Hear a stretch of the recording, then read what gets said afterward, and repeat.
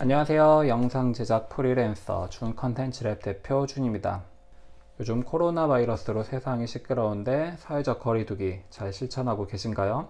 저는 촬영이나 외부에서 돌아올 때 이 스마트폰이나 촬영 장비들을 세균 닦는 티슈로 꼼꼼히 닦아주는 편입니다. 코로나 바이러스 뿐만이 아니라 외부에서 유입될 수 있는 각종 유해 세균들로부터 이 집안을 깨끗하게 지키고자 함인데요.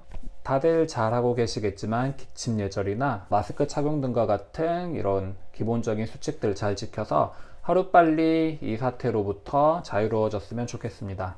요즘 유튜브를 보는 시간이 부쩍 늘었는데요. 유튜브로 대표되는 1인 미디어 시대가 열리면서 영상 제작에 대해 관심 가지시는 분들 많을 거라 생각됩니다. 저는 앞으로 두 편의 영상을 통해 촬영과 편집 등 영상 제작에 필요한 기본적인 기술들을 알려드리도록 하겠습니다. 매일매일 수많은 영상들이 제작되고 소비되고 있죠. 그렇다면 이 영상은 누가 처음에 발명하였을까요? 바로 에디슨입니다. 움직이는 사진을 보여주는 키네토스 그래프라는 영상기를 통해 사람들의 이목을 끌었죠. 하지만 다소 무거운 무게와 1인 영상이라는 한계로 대중영화의 타이틀은 프랑스의 루미에르 형제에게 빼앗기게 됩니다. 이어 영화 산업은 비약적으로 발전하게 되었고 유성영화, 칼라영화, 브라운관의 발명으로 안방극장의 시대가 열리고 컴퓨터와 스마트폰의 보급으로 이제는 누구나 영상을 제작하고 소비할 수 있는 시대가 되었습니다. 화질에서도 많은 발전이 있었는데 HD, 풀 HD, 울트라 HD 등과 같은 용어 한 번쯤은 들어보셨을 거예요. 플립북이라고 하는 책을 예로 들어볼게요. 정지되어 있는 한 장 한 장의 그림을 빠르게 연속적으로 보여주면 이 그림이 마치 움직이는 것과 같은 착각이 들게 됩니다. TV나 영화를 볼 때 움직이는 영상을 보고 있다고 생각하지만 실제로는 필름에 찍힌 정지 동작을 연속으로 보고 있는 것이에요. 이때 각각의 정지 동작을 프레임이라고 할게요. 그리고 이것들을 빠르게 보여주면 이 그림들이 마치 움직이고 있다고 착각이 들게 되는 것이죠. 그리고 더 많은 프레임들을 촘촘하게 만들어서 보여주면 좀 더 부드러운 영상을 보여줄 수 있습니다. 여기서 1초에 몇 장의 프레임을 보여주는지 알려주는 단위가 frame per second, FPS라고 합니다. 그렇다면 한 장 한 장의 사진을 좀 더 구체적으로 그리면 어떻게 될까요? 영상의 화질이 더욱 선명해지겠죠?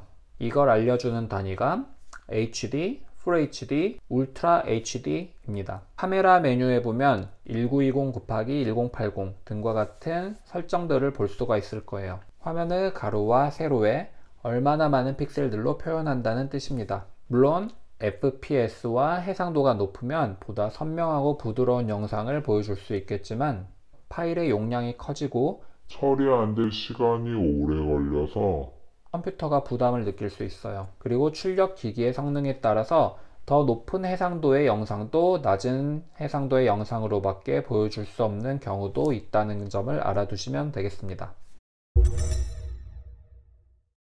지금까지 비디오에 대해 간략히 설명해 드렸다면 오디오에 대해서도 알려드리겠습니다. 우리 인간은 눈과 귀로 시각과 청각을 동시에 받아들이죠. 비디오 카메라라고 하면은 당연히 비디오와 오디오를 동시에 녹음하는 카메라이지만 이 비디오와 오디오는 다른 개념으로 분리해서 생각하시는 것이 나중에 편집할 때도 많은 도움이 됩니다. 영상의 현장감을 살리기 위해서는 동시 녹음 기술이 중요하지만 실제로는 나중에 오디오가 추가되는 경우도 많습니다.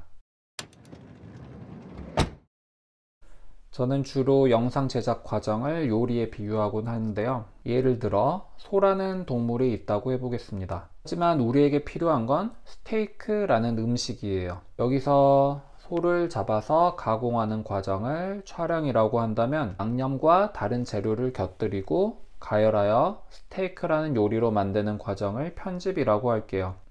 내가 원하는 좋은 요리를 만들기 위해서는 편집의 과정도 중요하지만 재료를 준비하는 가공 단계에서 쓰레기 같은 재료가 나오면 영상이 좋아질 수가 없어요. 그리고 재료와 방법에 따라 여러 가지 결과물이 나올 수 있습니다. 그럼 지금부터 본격적으로 촬영과 편집의 기술에 대해서 알려드리도록 하겠습니다.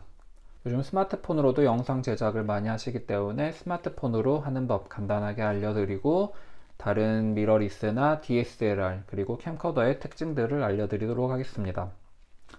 먼저 카메라 앱을 켜서 동영상으로 바꾸고, 이때 녹화 버튼을 누르면 바로 녹화가 시작됩니다.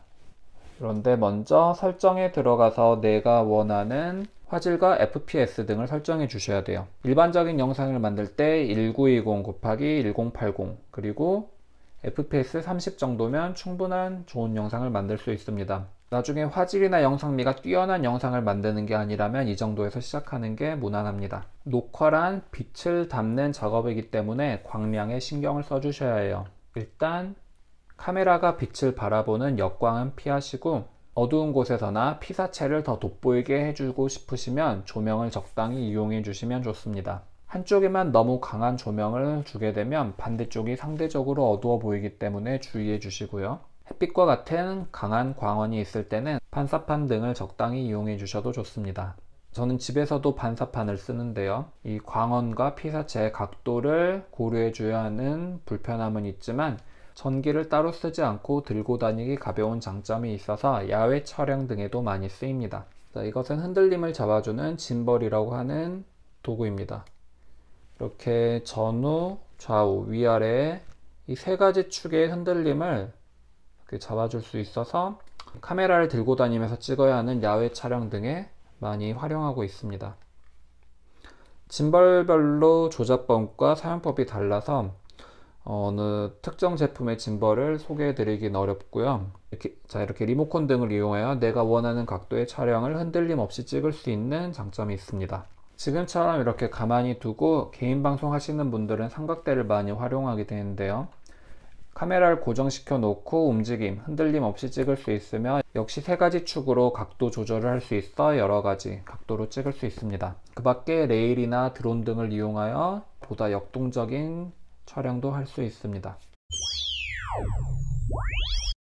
이러한 보조 장비들은 촬영에 도움을 주지만 역시 가장 중요한 장비는 카메라겠죠. 요즘은 사진을 찍는 카메라와 비디오 카메라의 경계가 허물어지면서 DSLR이나 미러리스로도 다양한 렌즈 교체를 통해서 목적에 맞는 좋은 퀄리티의 비디오를 찍을 수 있습니다. 하지만 기본적으로 사진에 특화된 카메라이기 때문에 발열이나 배터리 그리고 메모리 용량으로 오랜 시간 영상을 담아내기에는 제한적일 수 있어요. 기본 마이크는 내장되어 있지만 심도 있는 소리를 담아내기 위해서는 따로 케이블을 통해서 마이크를 추가로 설치해 주셔야 되며, 마이크 타입에도 제한적이어서 보다 전문적으로 비디오와 오디오를 같이 찍을 수 있는 데는 역시 캠코더가 효율적이라고 할 수 있습니다. 캠코더는 움직이는 피사체를 찍기에 적합한 넓은 포커스의 렌즈를 기본적으로 가지고 있고, 렌즈 교체가 필요 없이 무난한 영상을 만들 수가 있어요.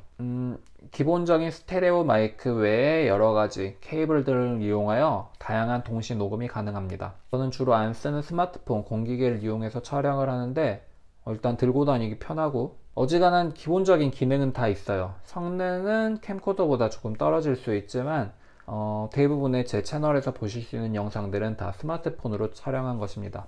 물론 요즘은 4K까지 촬영을 지원하지만 4K를 담기에는 용량이 너무 커져서 하드디스크에 담아서 보관하기가 부담스러워요. 고퀄리티의 4K 영상을 하시고자 하는 분들은 외장 하드를 꼭 준비해 주셔야 하고, 아까 말씀드린 1920 곱하기 1980 정도로 제작하는 걸 연습해 보시길 추천드립니다.